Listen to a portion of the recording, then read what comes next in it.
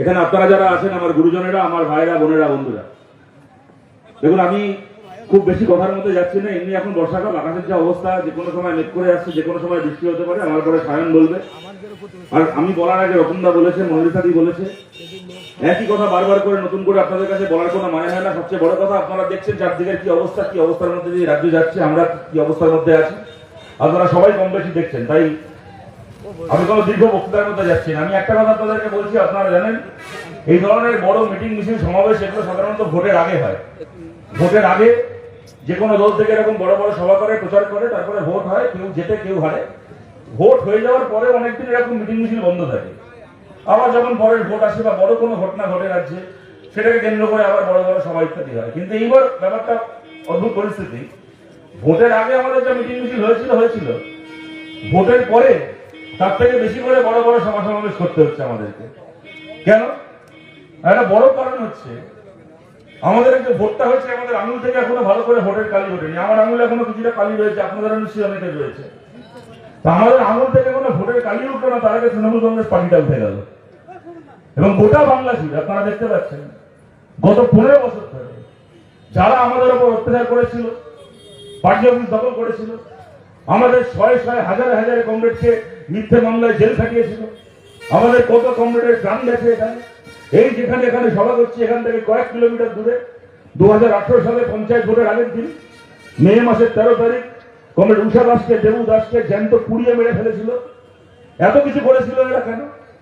সবকিছুর পেছনে একটাই কারণ, একটাই অজুহাত, কি? রাজ্যে বিজেপি এসে গেছে। এখন যদি বিজেপি বিরোধী ভোট ভাগাভাগি হয়, তাহলে নাকি বিজেপির সুবিধা হয়ে যাবে। তাই আপনার তৃণমূলকে ভালো লাগুক কি খারাপ লাগুক, সব এলাকায় তৃণমূলকে ভোট দিতে হবে। সিপিএম এর কোনো পার্টি অফিস খোলা যাবে না, কোনো পোলিং এজেন্ট বসানো যাবে না, ভোটে কেউ প্রার্থী হতে পারবে না, কংগ্রেসের হয়ে কেউ লড়তে পারবে না, এসএফ এর হয়ে কেউ লড়তে পারবে না, অন্য কোনো দল থাকবে না, খালি তৃণমূল থাকবে। তৃণমূলকে ভোট দিতে হবে। এ পরে বাছুন কি না বাছুন, তৃণমূলকে ভোট দিতে হবে, নাহলে নাকি বিজেপির সুবিধা হয়ে যাবে। এই বলে 15 বছর ধরে আমাদেরকে রাজনীতি করতে দেওয়া হয়নি। এই বলে 15 বছর ধরে লুট সন্ত্রাস চলেছে, আমাদের এত কমরেডের উপর মার, খুনোখুনি আক্রমণ হয়েছে। তারপরে ভোট হলো, ভোটে তৃণমূল হারলো, বিজেপি জিতলো। তারপরে আমরা কি দেখলাম? যারা 15 বছর ধরে বিজেপির ভয় দেখিয়ে, যারা 15 বছর ধরে বিজেপির নামে যুদ্ধ দেখিয়ে রাজনীতি করে গেল, আমাদেরকে রাজনীতি করতে দিল না, আমাদের আঙুল থেকে ভোটের কালি উঠতে পারলো না, তার আগে তৃণমূল কংগ্রেসের এই সব কটা লাক্ষর, সব কটা হারাম করে গিয়ে বিজেপির পায়ে গিয়ে পড়লো। আমাদেরকে বলতেন, আমাদেরকে মমতা ব্যানার্জি বলতেন, ওর চুরি নিয়ে, ডাকাতি নিয়ে, খুন নিয়ে, যা নিয়ে প্রশ্ন করুন, একটাই উত্তর, কি না সিপিএম এর কোনো উত্তর কেন দেবো? সিপিএম তখন ক্ষমতায় নেই। আর 2021-এ যখন আমরা কোনো বিধানসভায় কোনো আসন জিতলাম না, আমাদের কোনো বিধায়ক থাকলো না, তখন মমতা ব্যানার্জি তারপর থেকে যা নিয়ে প্রশ্ন করুন, একটাই উত্তর, কি তোমার কথার জবাব কেন দেবো, সিপিএম এর কথা কেন শুনবো? সিপিএম তোমার হাতে এখন কজন বিধায়ক আছে? যা বলে গেলাম 5 বছর ধরে শুনতে হলো যে আমাদের হাতে কজন বিধায়ক আছে। তা মমতা ব্যানার্জি আজকে আপনাকে জিজ্ঞেস করছে, আপনার হাতে এখন কজন বিধায়ক আছে? আমরা জিতিনি, আমরা 2021-এ কোনো আসন জিতিনি, আমাদের কোনো বিধায়ক ছিল না। আর আপনি আবার 80টা বিধায়ক জিতলেন, তারপর আপনার হাতে কোনো বিধায়ক নেই। ফাঁকা বাড়িতে বসে থাকেন মিটিং দেখে, বাঁচতেন না বললেন, দেখতে আসেন আপনার বিধায়করা। এখন আপনার এই অবস্থা হয়েছে। আমাদেরকে নিয়ে বলতেন মমতা ব্যানার্জি যে সিপিএম যখন খুঁজে পাওয়া যাবে না, সিপিএম এখন আছে খালি আদালতে আর সোশ্যাল মিডিয়ায়, খালি কোর্টে আছে, সোশ্যাল মিডিয়ায় আছে। পিসি ভাইপোর অবস্থা দেখুন, ভাইপো এখন কোর্টে ছুটছে গ্রেপ্তারি এড়ানোর জন্য, আর পিসি এখন ঘরে বসে বসে ফেসবুকে ভিডিও করছে, ফেসবুকে জ্ঞান দিচ্ছে। দেখি পরশুদিন দেখি ফেসবুকে ভাষণ দিচ্ছেন যে আমার দলের যারা বিজেপির সঙ্গে লাইন করছে, আমার দলের যারা বিজেপির সঙ্গে সেটিং করছে, তারা সব চুরি করেছে, ওরা চুরি করেছে বলে ইডি সিবিআই এবারকে ধরতে যাবে, ইডি সিবিআই হাত থেকে বাঁচার জন্য ওরা বিজেপির সঙ্গে লাইন করছে। আর তো এতগুলো চোরকে এমএলএ করতে কে বলেছিল আপনাকে? যারা চুরি করে বসে আছে, যাদের পেছনে ইডি সিবিআই পড়ে আছে, যারা ইডি সিবিআই একবার ডাকলে নিজের বাপের নাম ভুলে যাবে, সেই লোকগুলোকে ধরে ধরে তৃণমূলের নেতা বানাতে কে বলেছিল? মমতা ব্যানার্জি বলছেন, শুনুন, এরা যে এত চুরি করেছিল আমি জানতাম না, যদি আমি জানতাম এরা চুরি করেছিল তাহলে এদেরকে বিধায়ক করতাম না। নেকা ষষ্ঠী আমার, গোটা পৃথিবী জানে তৃণমূলের লোকগুলো চুরি করতে, খালি একা মমতা ব্যানার্জি জানতেন না। ঘাড়ের তলা থেকে কোটি কোটি টাকা বেরোচ্ছে, উনি নাকি জানতেন না যে দলের লোকেরা চুরি করছে। একটা তৃণমূল কংগ্রেসের নেতা গ্রামে গ্রামে দেখেছেন, এই কাকদ্বীপে, এই বকখালিতে একটার পর একটা এখানে পঞ্চায়েত বছরের পর বছর আমরা চালিয়েছি। আমাদের এমএলএ আমাদের এমপিদেরকে আপনারা দেখেছেন, তাদের কি জীবনযাপন ছিল, তারা কি জামা কাপড় পরতেন, কিভাবে চলাফেরা করতেন, তাদের বাড়ি দপ্তরের চেহারা কি আপনারা দেখেছেন? আর তৃণমূল কংগ্রেসের এই পঞ্চায়েতের মেম্বারগুলোকে দেখতেন, একটা করে পঞ্চায়েতের মেম্বার হওয়ার আগে গরমকালে খালি গায়ে কাঁধে গামছা নিয়ে বসে থাকতো, গায়ে পরাটা জামা থাকতো না, খালি গায়ে কাঁধে গামছা নিয়ে বসে থাকতো। দূর থেকে দেখলে গামছা দেখলে চেনা যেত তৃণমূলের এই লোকটা বসে আছে।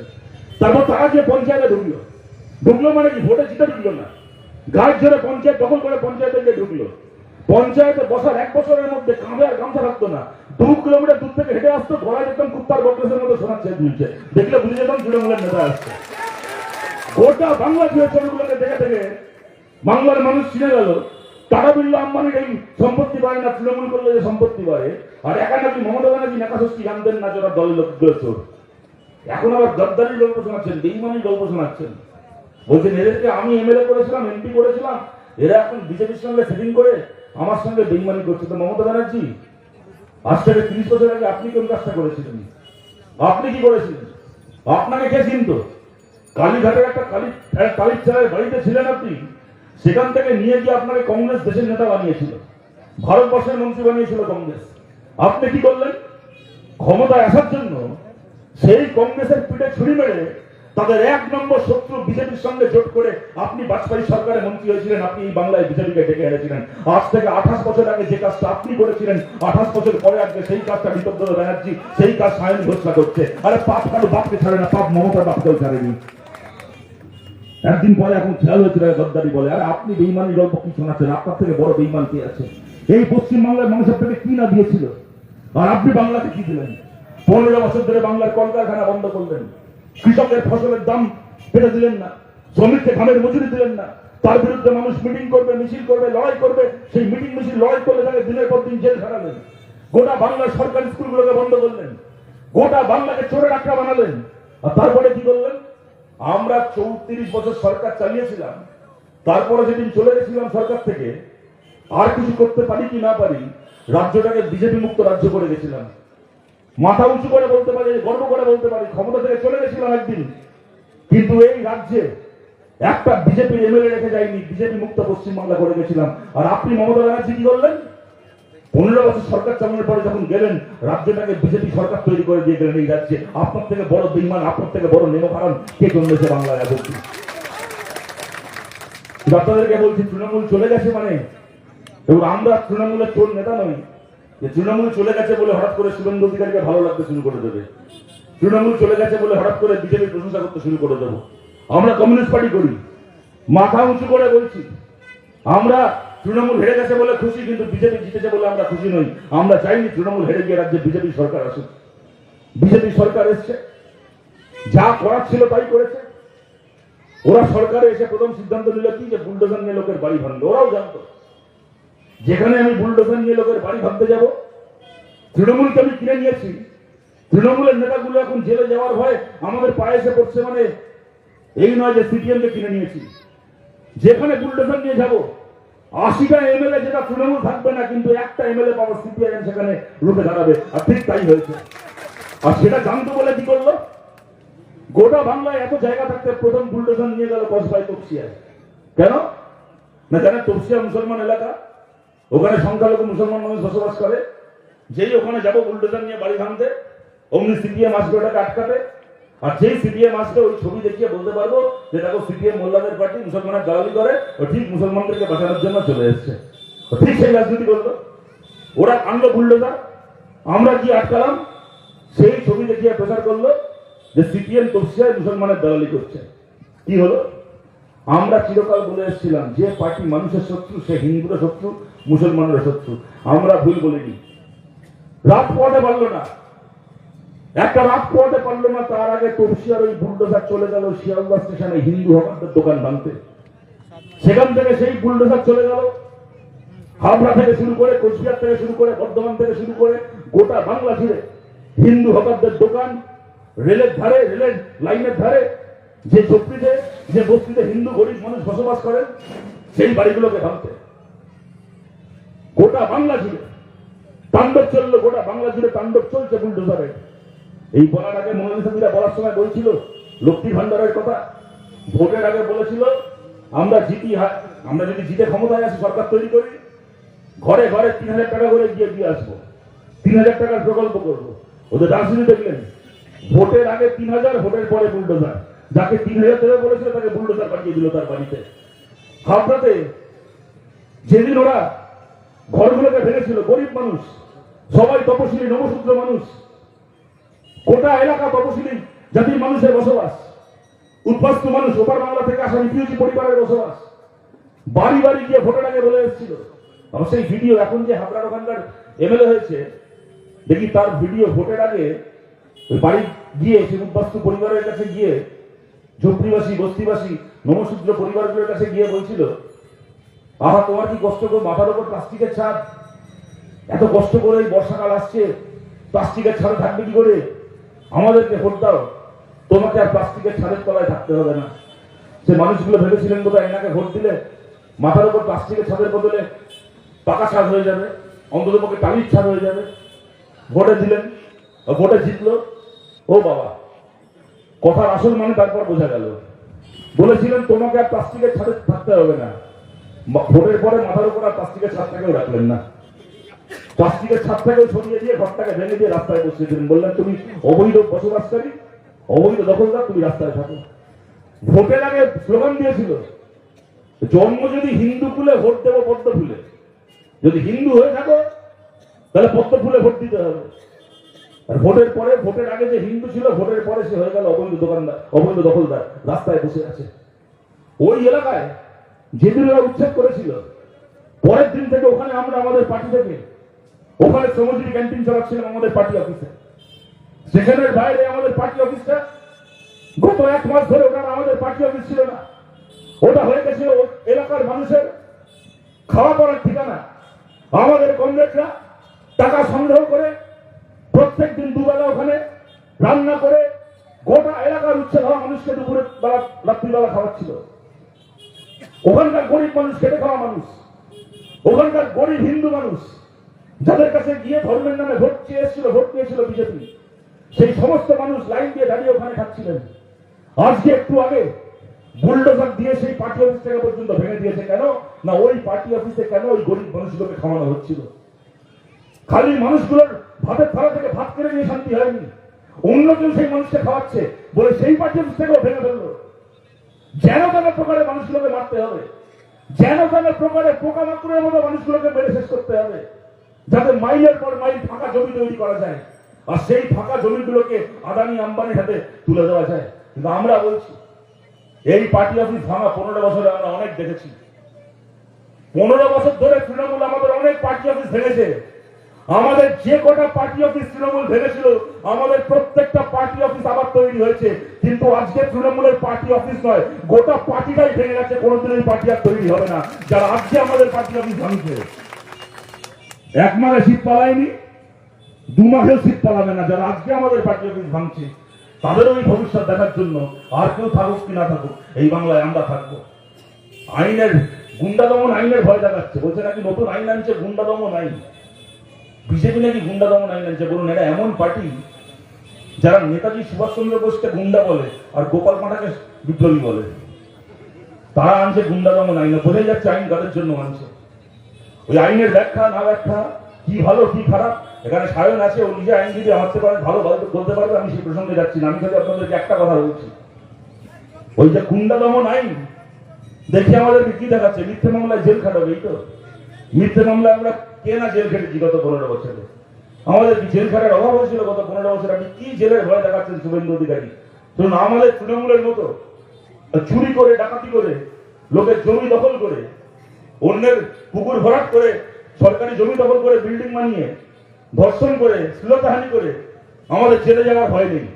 তার মানে এই নয় যে আমরা জেলে যেতে পারি না। এই নতুন আইনে হোক কি পুরনো যে কোনো আইনে হোক, গ্রেপ্তার আমরা হতে পারি, জেলে আমরা যেতে পারি, আমরাও জানি। কিন্তু এইটুকু বলে রাখছি, যেদিন জেলে যাব, যদি এই নতুন আইনে 1 বছরের জন্য বিনা বিচারে জেলে যেতে হয়, তাহলেও জানবেন যেদিন জেলে যাব মাথা নিচু করে যাব না, মাথা উঁচু করে হাসতে হাসতে জেলে যাব। আর যেদিন জেল থেকে বেরোবো, জেল থেকে বেরিয়ে নিজের বাড়ি যাব না, আবার যেখানে বুলডোজার চলবে বুলডোজারের সামনে গিয়ে দাঁড়াবো। ওইটা করার জন্য আমরা লাল পতাকা নিয়েছি, ওটা করার জন্যই আমরা কমিউনিস্ট পার্টি করি। আপনি আমাদের আইনের ভয় দেখাচ্ছেন, মমতা ব্যানার্জি দেখিয়েছিলেন 15 বছর ধরে, কামদুনি থেকে শুরু করে, পার্কস্ট্রিট থেকে শুরু করে, আরজিকর, আচ্ছা, কামদুনি থেকে শুরু করে, পার্কস্ট্রিট থেকে শুরু করে, আরজিকর, মমতা ব্যানার্জি দেখিয়েছিলেন। কোথাও যদি ধর্ষণ হয়, কোথাও যদি ধর্ষণের ঘটনা ঘটে, ধর্ষকদেরকে গ্রেপ্তার করার আগে প্রতিবাদীদেরকে গ্রেপ্তার করতে হবে। কামদুনিতে তাই করেছিলেন, আরজিকরে তাই করেছিলেন, কসবা ল কলেজের ঘটনায় তাই করেছিলেন, বারুইপুরের ঘটনায় আবার দেখলেন লায়েক আলী আমাদের পার্টির নেতা, লায়েককে গ্রেপ্তার করেছে, একটার পর একটা কেস সাজিয়ে 27টা মিথ্যে ধারায় কেস দিয়ে লায়েককে জেলে ঢুকিয়েছে। আমরা বলেছি শুভেন্দু অধিকারী 27টা কেন, আপনি 27,000 সেকশন, 27,000টা কেস দিন লায়েকের নামে। লায়েককে আমরা আবার জেল থেকে বার করে সামনে এনে দাঁড় করাবো, লায়েককে জেল থেকে বার করে আমরা লড়াই আবার ফেরত আনবো। আপনার কি করার ক্ষমতা আছে আপনি করে নিন। এই সবে শুরু হয়েছে।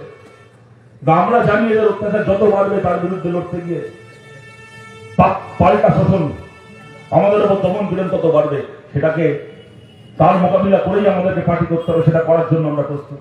ওটা বাংলা জুড়ে আপনারা দেখছেন, ভোটের আগে আমরা বলেছিলাম বিজেপি মানে খালি একটা রাজনৈতিক দল নয়, ওরা বাঙালির খাওয়া দাওয়া থেকে শুরু করে খাদ্যাভ্যাস সবকিছু শত্রু, এমনকি ওরা বাঙালির ধর্মের শত্রু। এখানে আস্তে আস্তে দেখছিলাম অনেক জায়গায় এখন রথ হয়েছে, গতকাল রথ ছিল, এখন বিজেপির নেতারা পাড়ায় পাড়ায় এখন রথ বার করেছে। আজকে বকখালি আস্তে আস্তে দেখছিলাম কিছু জায়গায় রথ, দেখি রথের পেছনে ছবি দিয়েছে রথে বড় করে, যে কুরুক্ষেত্রের যুদ্ধে কৃষ্ণ রথের উপর দাঁড়িয়ে হাতে সুদর্শন চক্র, সে রথ নিয়ে চলে যাচ্ছে কৌরবদের দিকে। আরে ভাই, কি পাগলগুলোকে বোঝাবে আমাদের এখানে রথটা জগন্নাথের রথ, এটা কুরুক্ষেত্রের যুদ্ধের রথ নয়। কে পাগল ছাগলগুলোকে বোঝাবে? এটা হচ্ছে ধর্ম। এই রথে করে জগন্নাথ, বলরাম, সুভদ্রা মাসির বাড়ি পিসির বাড়ি যায়।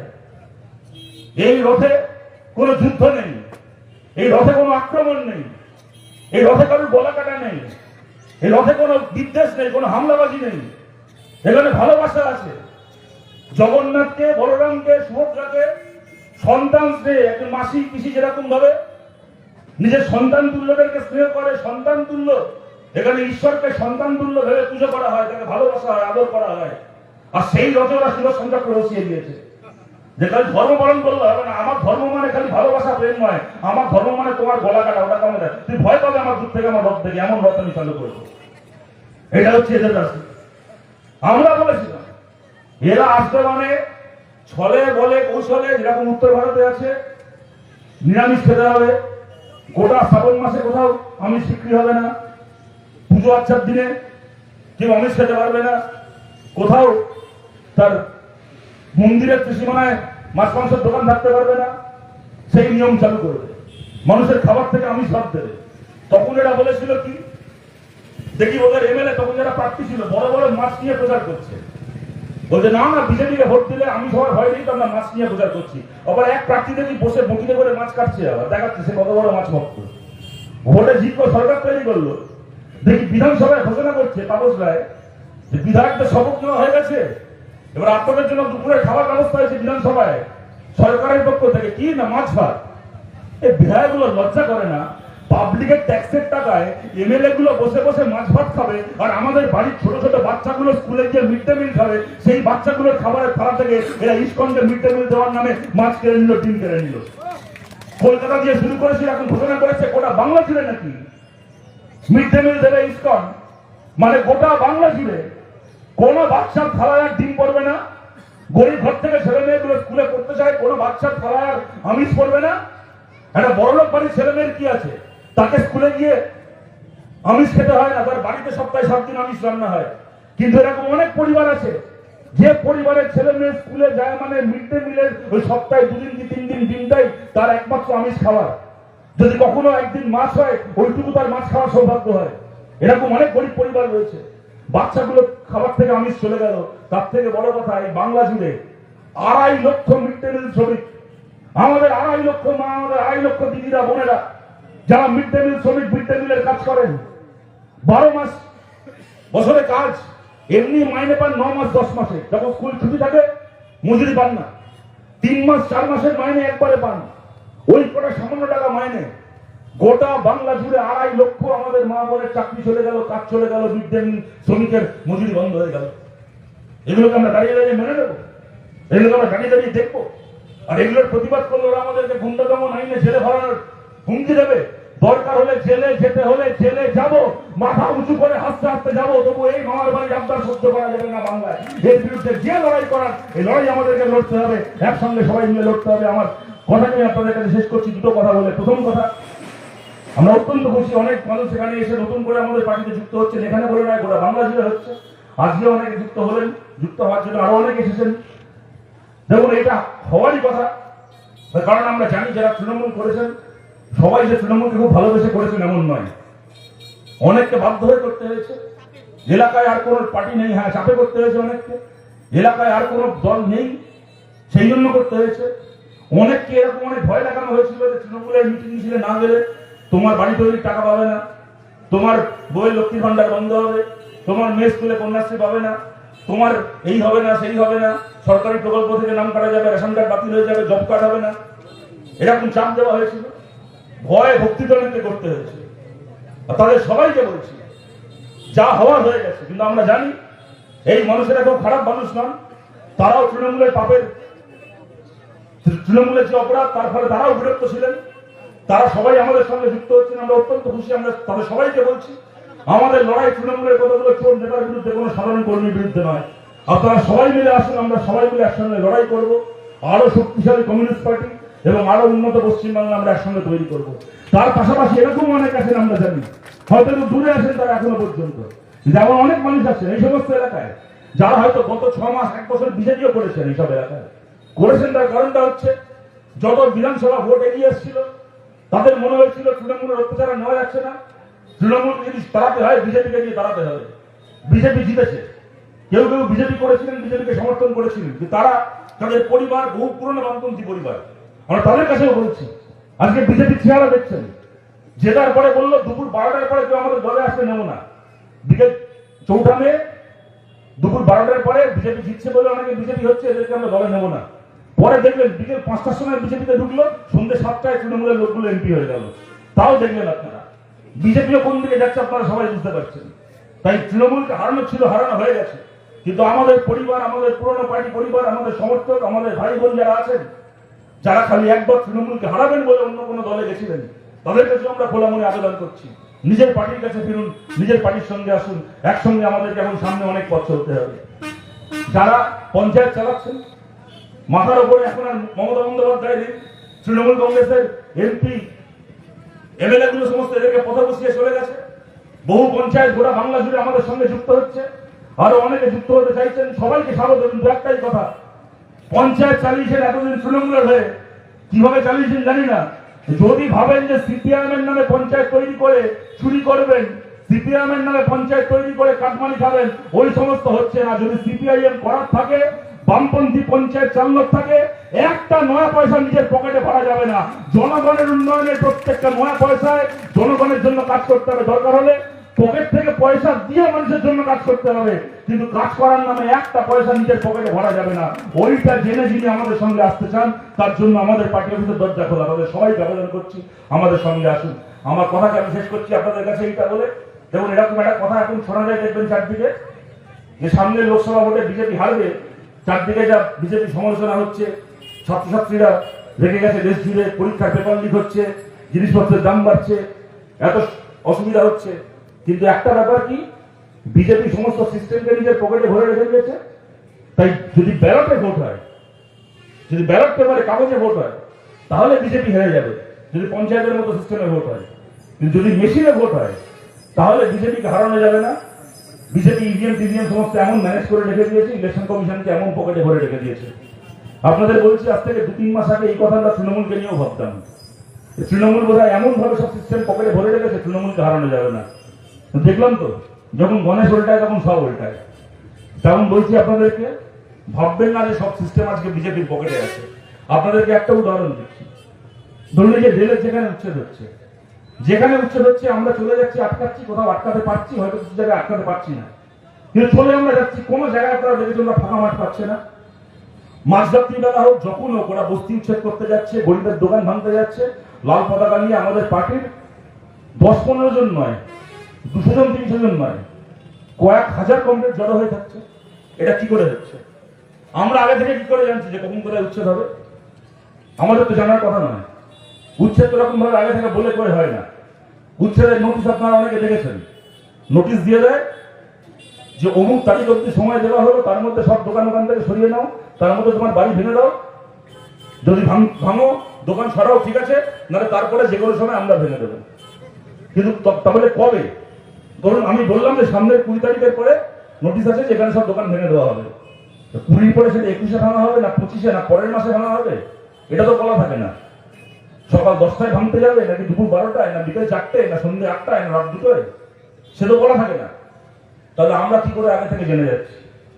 ওদের লক্ষ্যই থাকে কিচ্ছু না বলে হঠাৎ করে চলে যাবে, বুলডোজার নিয়ে পুলিশ নিয়ে নামবে, ভাঙবে, 10 মিনিটের মধ্যে ভেঙে বেরিয়ে যাবে, যাতে লোক ঝড়ে হতে না পারে, বিক্ষোভ দেখাতে না পারে। এটাই ওদের পরিকল্পনা থাকে। তারপরও আমরা যাচ্ছি, তার কারণটা হচ্ছে রেলের ভেতর থেকে, কেন্দ্রের সরকারের দপ্তর থেকে, ভেতর থেকে আমাদেরকে এই খবর দেওয়া হচ্ছে। বড় বড় অফিসাররা, রেলের অফিসার হতে পারেন, আরপিএফ এর অফিসার হতে পারেন, পুলিশের অফিসার হতে পারেন, অফিসাররা আমাদেরকে গোপনে ফোন করে বলছে যে শুনুন আমরা যাচ্ছি ওখানে উচ্ছেদ করতে, ভাঙতে, সরকারি চাকরি করি, ওপর থেকে নির্দেশ এসছে, নির্দেশ পালন করতে হবে, আমাদেরকে যেতে হবে। কিন্তু আপনাদেরকে বলছি মন থেকে যেতে চাই না, মন থেকে কাজ করতে চাই না। আমার নিজেরও একটা পরিবার আছে, আমি একটা সরকারি চাকরি করে আমার পরিবারের পেট চালাচ্ছি, আর একজন মানুষ হয়তো একটা দোকান চালিয়ে নিজের পরিবারকে টানছে। আজকে আমি কি করে তার ভাতের থালায় লাথি মারবো? সে আমার কোন শত্রুতা করেছে যে আজকের দিন একজন মানুষ করে কামড়ে খাচ্ছে, তার উপার্জনটাকে শেষ করে দেবো? আমার নিজের সন্তান আছে, আজকে যদি একজন গরিব মানুষের বস্তি ভেঙে, একজন গরিব মানুষের ঝুপড়ি ভেঙে তার ছোট বাচ্চাকে রাস্তায় বসিয়ে দিয়ে আসি, বাড়ি ফিরে আমি নিজের সন্তানের সামনে দাঁড়াবো কি করে? কিন্তু সরকারি চাকরি করি, পেটের দায়ে যেতে হচ্ছে, যাচ্ছি। কিন্তু আপনাদেরকে খবর দিচ্ছি, আগে থেকে আপনাদেরকে খবর দিয়ে রাখলাম, আমরা বুলডোজার নিয়ে যাচ্ছি, আপনারাও লাল পতাকা নিয়ে পৌঁছুন, যাতে আপনারা সামনে দাঁড়িয়ে আমাদেরকে আটকে দিতে পারেন। আমরা চাই না আর এক পায়ে হতে। আমরা বলছি এই যে সিস্টেম, ইলেকশন কমিশন হতে পারে, রেল হতে পারে, আইন আদালত হতে পারে, এই গোটা যে ব্যবস্থা আছে, এমন নয় যে গোটা ব্যবস্থা আজকে মোদির পকেটে আছে। যত দিন যাবে ওদের হাত থেকে ব্যবস্থা আরো বেরোবে। মানুষের মধ্যে রাগ যে তৈরি হচ্ছে, এই রাগ যত বাড়বে, সরকারি অফিসার, সরকারি কর্মচারীরাও জানবে যে এই সরকারের সঙ্গে থাকলে ভবিষ্যতে জনগণের ক্ষোভ তাদের উপর আসছে পড়বে। তাই এই সিস্টেম মোদির পকেটে থাকছে না, এই সিস্টেম মোদির পকেটে থাকবে না। সবাই একজোট হন, যা হওয়ার হয়ে গেছে, সামনের দিনে লড়াই আমাদেরকে একসঙ্গে লড়তে হবে। আমরা মানুষের ভাতের থালায় টান পড়তে দেব না, আমরা মানুষকে কাজ হারাতে দেব না। সামনের 2028 পঞ্চায়েত, 29 লোকসভার লড়াই আমরা ঐক্যবদ্ধভাবে একসঙ্গে লড়ে জনগণের সরকার, জনগণের পঞ্চায়েত তৈরি করব। তার জন্য কমিউনিস্ট পার্টিকে শক্তিশালী করুন। আপনাদের সবার কাছে আবেদন রেখে আপনাদের সবাইকে ধন্যবাদ জানিয়ে আমার কথা শেষ করছি। ভালো থাকবেন সবাই, নমস্কার।